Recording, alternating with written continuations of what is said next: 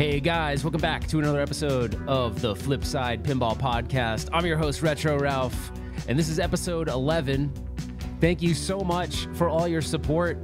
Definitely feels really good to see the kinds of people and the numbers that are going up and up and up on all the episodes I publish. So I really appreciate the support, especially knowing that I'm a little bit newer, as far as pinball podcast goes. And I know you have a lot of great ones to go out there and listen to. So I appreciate you giving me that consideration. Anyways, today we're going to talk a little bit about what we just saw this past week. It was an exciting week in pinball because we had the Uncanny X-Men reveal. Then we had the actual Uncanny X-Men live stream. So we're going to talk a little bit about that. And then Jersey Jack finally showed, I say finally because it's been a long project, probably 3 years in the making. They finally showed Avatar. And I think I have some opinions on that, so I'd love to share that with you. So let's kind of get into it. So for disclaimer purposes, I did pre-order sight unseen the Uncanny X-Men LE. So that should be coming in a couple weeks now. So I'm pretty excited about that. And Stern did something a little bit different with this release. They decided to give early access to the LEs, where normally they make the pro versions of the game first, and those pros are specifically destined for locations. So those would go to pinball locations, pinball bars, and things like that. So that didn't happen this go around. So you're actually going to see private collectors get it, or private owners get them first. Anyways, that aside, the thing that kind of, obviously the big elephant in the room is what did I feel, or how did I feel about the live stream? And there was a lot of chatter about this. I didn't love it. Not the gameplay. I didn't say that. I did not love the gameplay, but I didn't love the presentation of the live stream, and I'll tell you why. And I have much respect for everyone at Stern, including Jack Danger. But what I felt like after I watched it, or while I was watching it, is I was underwhelmed with the presentation, where it almost seemed like everyone there was just not playing the game well. And that kind of did provide a little bit of caution on my end, because those players like Zach Sharp or Jack Danger, they're really good pinball players, far beyond my skill set when it comes to pinball. So it was kind of concerning me, because in the beginning of that live stream, everyone was really it was throwing up a lot of bricks. There was a lot of, balls being drained, and that concerned me quite a bit. I was like, man, what's going on? But when I took some more time to think about it, I was like, okay, because I was really trying to analyze it, and I'm thinking, all right, the music seems pretty rough in this version of code. The animations seem light. The code itself, as far as modes, we weren't really getting a lot of exploration of that. And then I started thinking, well, maybe the reason why they didn't make this more of an educational live stream about the game was because a lot of this stuff isn't ready. That was my thought. And then I listened to, and I'm going to forget the name of it, and I'm so sorry. Hold on, I gotta take a drink really quick. All right, by the way, if you go to Starbucks, these new burst energy things, dude, it's a crazy amount of caffeine in this. But anyways, so I'm like, yeah, let's go. But so on the Phantom Tilt Pinball podcast, which I had never heard of before, which is very good, by the way. I think they're over in the UK. Really, really good podcast. They had George Gomez on their show. And this was right after, I believe, the trailer. It was either right after or right before. I think it was after. I believe it was after. So they were asking him some questions, and he this was something that was not knowledge to any of us, I don't think. But he basically said, look, there was another game that got bumped to put this game ahead of it, because the progress on X-Men, Uncanny X-Men, was going better than whatever the game was that was supposed to be released. So, and I don't know what game. He didn't say what game that is. The only games I know that are kind of slated from Stern to come out, or at least highly rumored and somewhat confirmed, would be the Metallica remastered, or whatever they decide to call it. So I don't know if that was the one. I'm not really sure. I don't know what they were planning on doing, but whatever it was, they said it wasn't progressing. So they rapidly accelerated Uncanny X-Men. So he kind of alluded to the code not really being quite ready. And so that kind of sort of confirmed for me that what we saw in that live stream was that the code just wasn't ready. They had to get the live stream out. They had to do it. Obviously because you announced it now, it would be kind of weird if they didn't. And maybe there's a little bit of, you got to think they get into conference rooms and they discuss, hey, what should we do? Jersey Jack is launching Avatar. They're undoubtedly going to show their game. Like, it would be very weird if we don't stick to a schedule and show the game. Maybe they would have waited a little bit longer had Jersey Jack not announced that Avatar would be this week to kind of like maybe last minute do some code revisions so they get it a little bit tighter. But they didn't do that. That's probably my guess, is that they were in a room thinking about how they're going to plan the rollout, right? All this stuff is scheduled, right? They have plans for all this stuff. But maybe they got into the room and went, oh, crap. Like, guys, we're a little bit behind as far as code goes, but we kind of have to show it because Jersey Jack's about to drop the Avatar trailer that was really long. I want to say it was like 18 minutes long, but it was very in-depth as far as like telling you about the game, how it plays, the feature sets.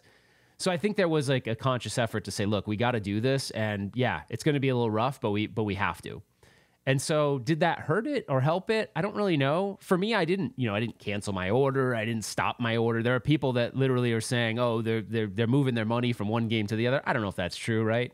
Who knows? Maybe there's like a couple. I don't think that's like a widespread thing. And I think the game's going to be really great. I just think in its infancy, there were some things I didn't like. I didn't really care for the music. It just seemed like the music was not really giving me this like superhero vibe. It was very like almost, I don't know, people had referred to it as like Muzak kind of style thing. I don't know if I would have said that, but it just seemed too casual and too chill. And it's like when I first plunged that ball, you want to get into the game right away, right? And I didn't feel like it did that. So I think there's definitely some work to do. But all the shot variety and everything is all there. There's some really cool features. So I think the game's going to be great. I just think it's going to take some time. And that's kind of the state of when Stern does a release, which is kind of unfortunate that we've gotten sort of used to that. Like Jersey Jack will work on a game, and the game that they release it's not that the code is the final code, but it is a complete game, and they may add to it over time. But Stern tends to release things more like how the video game industry does, right? The code is very incomplete when you get it. It's what I would call, in the software world, it's called MVP. It's minimal viable product. It's like the minimum version you can put out to a customer that you can say it's a game. But is it the complete game? No. And that's kind of what Stern does. It's minimal viable product, right? They give us MVP, and those early adopters need to know and understand that what you're getting is going to get better over time as Stern does that. That is their workflow. They tried to get it as good as it can for that early release, those early adopters, and then it gets better over time. Now, sometimes it gets a lot better, like we saw with James Bond, and sometimes it's slow. Like, I kind of feel like John Wick is slow. I'm still enjoying it. There are people that don't. But even in the recent release, they added some different music to it. Like, there's some things that when you trigger a mode, the music is different. Where the music before was kind of really like one or two or three tracks. As a matter of fact, when you go in, there's no jukebox mode. This kind of tells you right here. There is no, or DJ mixer mode, whatever they call it, where you can listen to the music of the pinball machine. There is no mode for that in John Wick right now. And that leads me to believe it's because all the tracks are not there. Why they're not there, I don't know. So again, that is par for the course with Stern. I'm not saying it's bad. It's just the way they do it. So just know, I think that's why we saw what we saw. Not making excuses. I literally think that's actually what we saw. We saw incomplete code that's still being refined as minimal viable product, and that's why they didn't go through all the feature sets. So I know that might have been a turnoff for some. It was I was disappointed. I mean, I was absolutely disappointed. It lessened some of my hype for the game, but then my buddy Kale, who's from Electric Bat, who's out there right now for the Jersey Jack media thing where they were showcasing Avatar, he went over and stopped at Stern. He's like, dude, the game shoots awesome. You're going to love it. He's like, just needs some code work, but he didn't say that. I'm saying that. But he did say he's like, man, it shoots great. You're going to love it. So anyway, that's for what that's worth. But this week we also got the Avatar thing. And I will tell you, my instant reaction to that long video they posted was like, holy crap. Did they really focus on theme integration? Now, I have to throw out a disclaimer. I am not a big Avatar fan. I watched the first movie when that came out. I haven't seen the second one. I liked it. It was something I definitely talked about, but it wasn't like movies from my childhood where I was like, oh my gosh, I want to rewatch this a bunch of times. It wasn't that way for me. Now, maybe depending on when you grew up and how old you were when you saw the original, maybe that there's some nostalgia there. I just think it was a weird pick, and we already had an Avatar game, although this one looks beautiful. I will say this about Jersey Jack. Their games just look beautiful. And I got to give some, I was listening to a little bit of Kaneda this week, and he made some comments that I do agree with. He's like, look, their system seems more advanced than the Spike 2 system and what it can do, capabilities around light shows and things. And I think that's true. I mean, Elliot Eisman, when he's the coder for, or sorry, not Elliot Eisman. No, shoot, I can't think of his name right now. Crap. The code developer for John Wick. Tim Sexton. When we met Tim Sexton at the Stern Tour, and he was talking about the capabilities of John Wick with the expression lighting and some of that, he said they were kind of pushing the Spike 2 system quite a bit.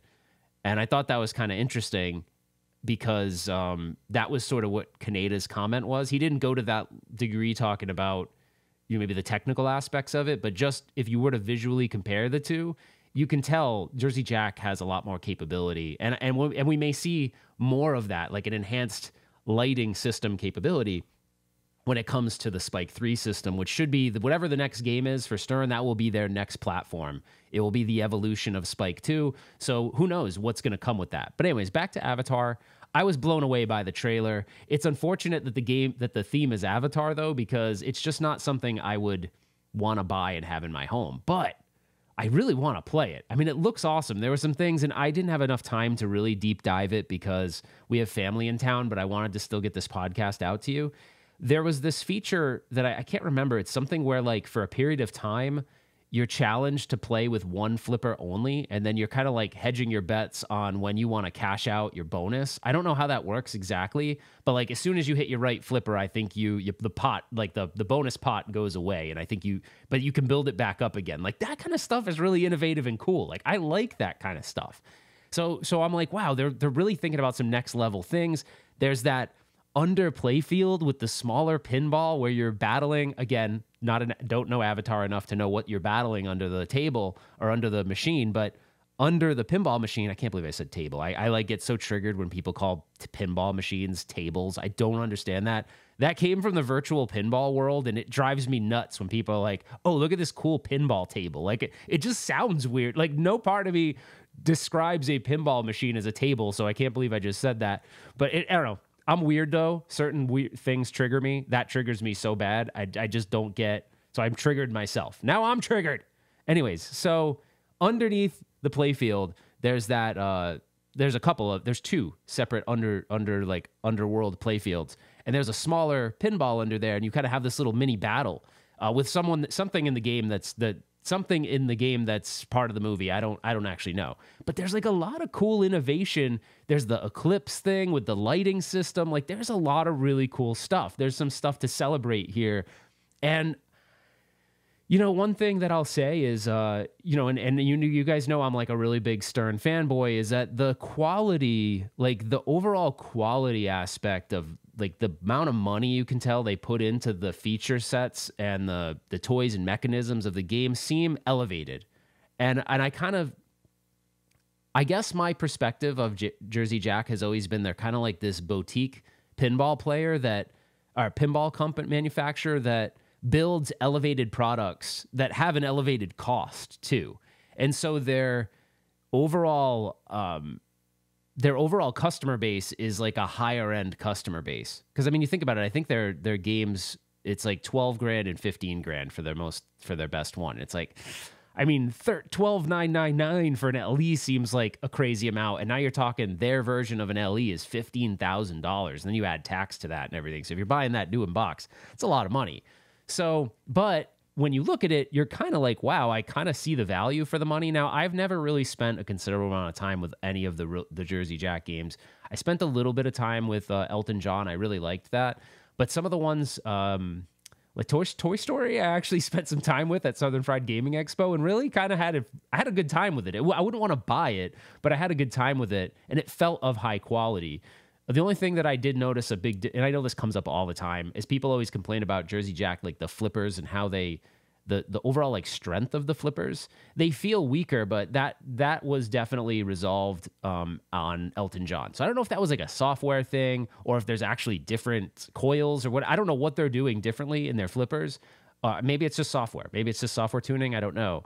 But it felt more like a Stern. I like the strength of the flippers in a Stern. It's just how it's what I grew accustomed to. So when I jump over to a game that has like weak flippers, I have a hard time with it. It feels cheap to me. That's just my perception of it, right? Just my perception. So am I excited about Avatar? Yeah, I am. But I'm excited to play it. I'm not a buyer for that game.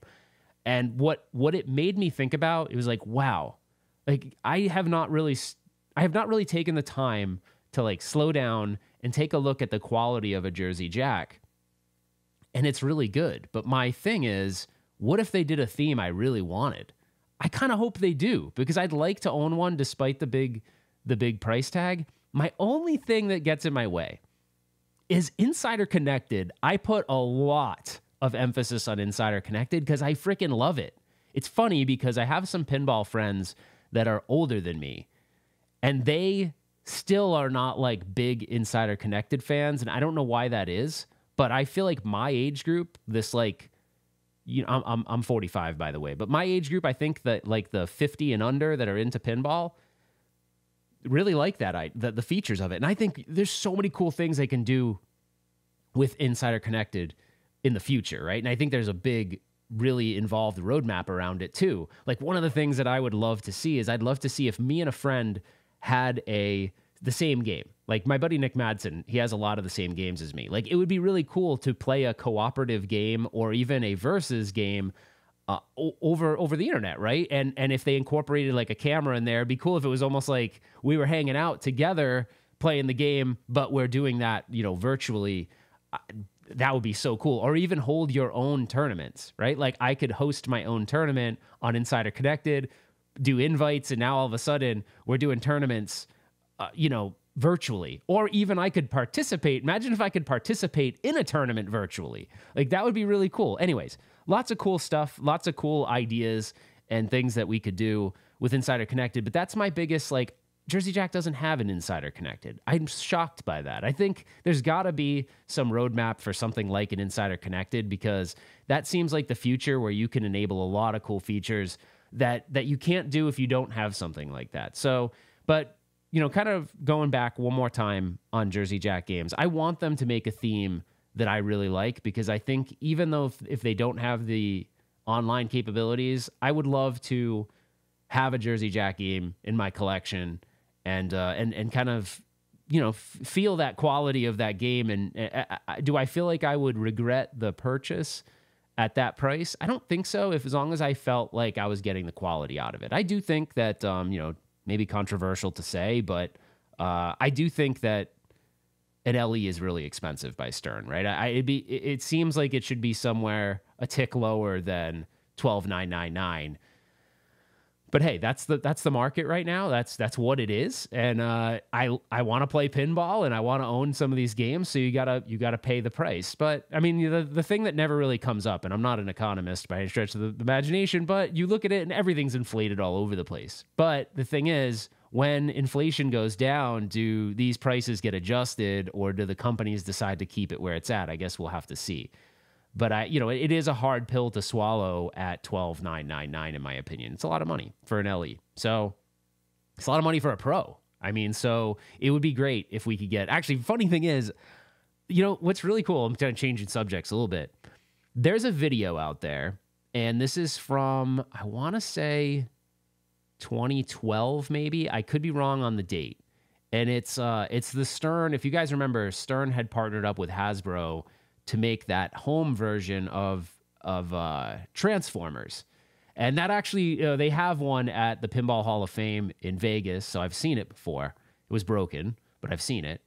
That was sort of, I don't know if that was Stern's second attempt at a home machine. I can't remember if the Jurassic Park is their third, the Jurassic Park and Star Wars is their third attempt or their second. I can't remember. I don't remember if that, anyways, long story short, in that video, I want to say the home pin, that Transformers, was in the $2,000 range. And it looks, I mean, I've seen it in person. It has all the same mechanisms that a normal Stern pinball machine would have, but that just goes to show you like how much pinball prices have gone up over time. And in that video, it was interesting because they were talking about reliability for the home. And Gary Stern's pitch at the time was like, look, yeah, everything in here is meant to be self-contained and basically maintenance-free. But I mean, we know steel ball hitting other pieces of metal, it's never going to be maintenance-free. But yeah, so I don't know. I don't really know the backstory on what happened to that thing. I have seen it. I've never played it because it's never been functional where I've seen it. But yeah, so just like, I guess the reason why I bring that up is pinball prices have obviously gone up a lot. And this is within like a 10-year period. I'd love to see them come down a bit. Would I actually feel I'd get the value out of a Jersey Jack game if I paid that amount of money? I don't know. I guess it's to be determined. But I just make a theme I want, make a theme I want. But I am excited to play it at Pinball Expo. It looks really cool.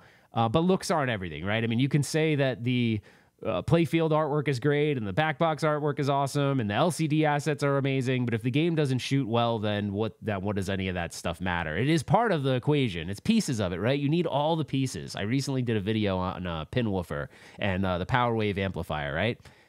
Music, soundtrack, call-outs, all that stuff is part of the experience. You need all of it. Lighting, you need all those things. They all together make up the experience. So you can't just... a lot of people had said this about John Wick. Yeah, the cabinet looks beautiful. Everyone was talking about how beautiful it is, but I like the way it shoots. But there's some people that don't, and that's fine. There's people that like games and people that don't like games, and I'm not trying to justify my purchase. I actually really like it. I didn't like it at first, though. I'll tell you, when I first got John Wick home and I started playing it, it was Brickfest. It took me a while to get good at it. But that's where when you see people that have new in-box games and they've got like 50 plays, 25 plays, 10 plays, and they sell them, I think it's because they haven't given it a shot. You got to get good at some of these games. Some of these games right off the bat are not necessarily fun. But that's a concern. Does the person that developed the game, does the game designer want it to be more accessible to everyone with a slight learning curve? Or do they want it to have a tough learning curve or a much harder learning curve where you're kind of alienating the casual player? I would argue Godzilla did a good job. It did an awesome job appealing to both the casual player and the advanced player. That's a pretty hard feat, I think, to accomplish. I have the utmost respect for these designers that design these mechanical things of magic that we all love. But man, it's a balance. And I don't think John Wick hit that balance very well because it's not an easy game. It's a low-scoring game in general, and it's not easy to master those shots. So I can see someone playing it for like 1 to 5 times and writing it off. That's actually not good for the game, though. So I hope X-Men, even though I'm nervous, though, because after watching that trailer, man, it made me nervous. These are really good players draining over and over and over again. That was super concerning to me. I'm hoping that's just... I don't know, just they were having a bad day, they weren't warmed up, whatever. Because if I get it home and that's my experience, that's going to be a tough one. But I've stayed in the course. I'm confident that with a little bit of practice, that won't be the case. And that's kind of the thing.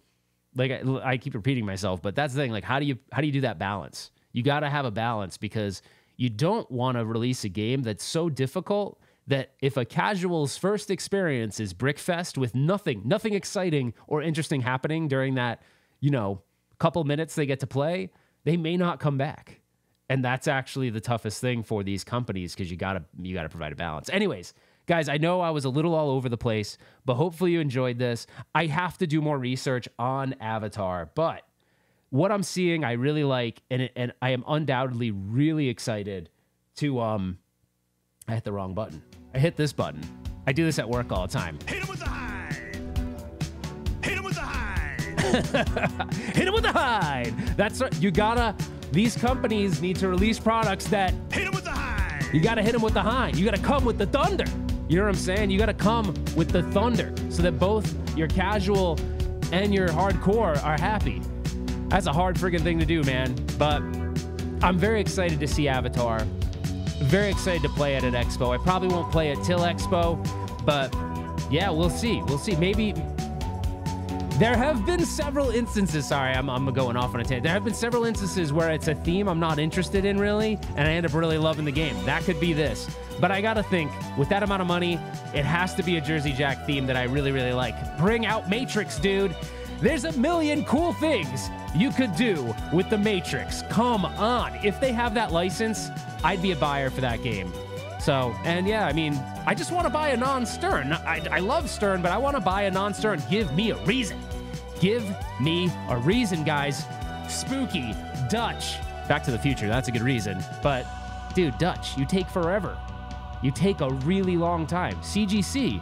Pulp Fiction I almost bought. Pulp Fiction's a badass game. I need... What's going to be my first non-Stern? I don't know. What do you guys think? What's going to be your non-Stern? Or maybe you have a non-Stern. But what, if you are all Stern, what's going to be your non-Stern? All right, guys.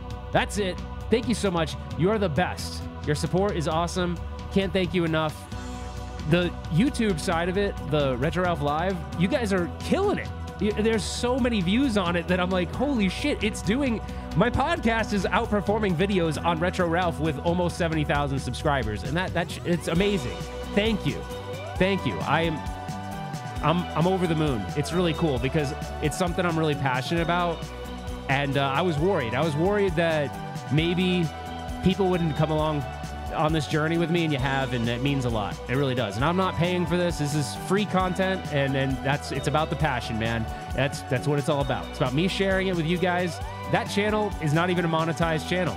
So I'm not even making any money, but it doesn't matter. It's about the passion. It's not about the money. Thank you guys, and we will see you on the flip side.